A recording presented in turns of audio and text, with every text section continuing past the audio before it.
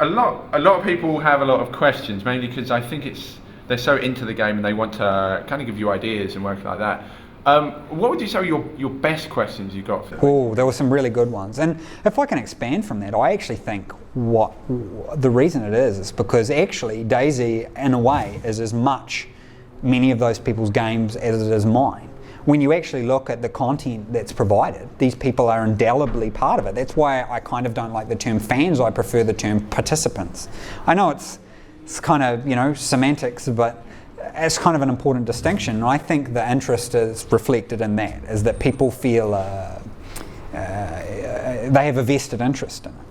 And I think there were some really challenging questions. One of the ones I liked best was a question about my changing my mind about private hives and modding and stuff like that, because I had a very strict, probably too hard standpoint. I got probably a bit carried away with suppressing a single player version and suppressing private hives. Like I think I went too far, but I was doing what I felt was best for the project. So I kind of like that people were calling me out on that. I think that's important, and I think it's important for me to discuss these things so that I don't maybe go down those same tracks again in the future.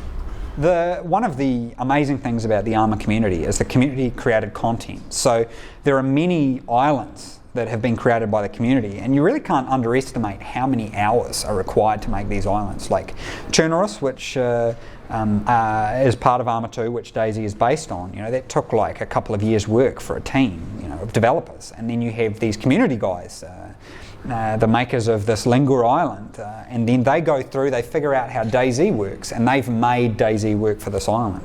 That's fantastic stuff, and bearing in mind that they went through my shoddy code, figured out how things worked, and then did it. Like, how can you not be honoured by that, really, from my perspective?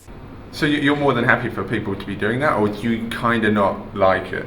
I love it. I think it's fantastic. We want to try and support that.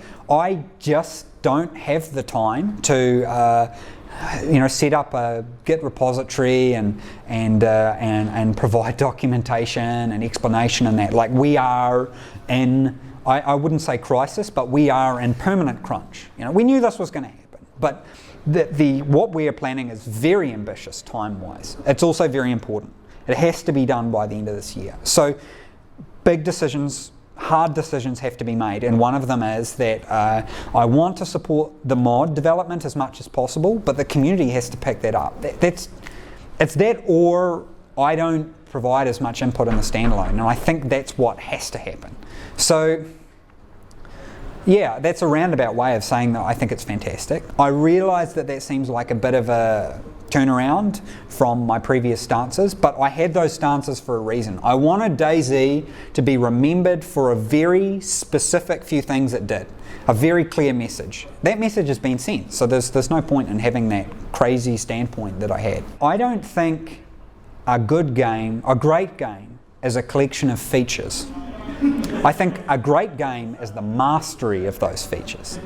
I don't think DayZ has mastered its features yet, but you can see that appearing in it. You can see that it's on the road to mastering it if we don't screw it up.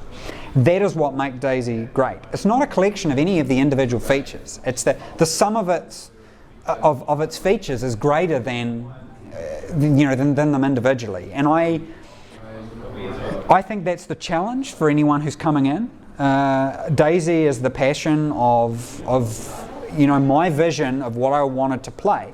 And I'm very passionate about it, and I'll work any amount of hours to see that happen.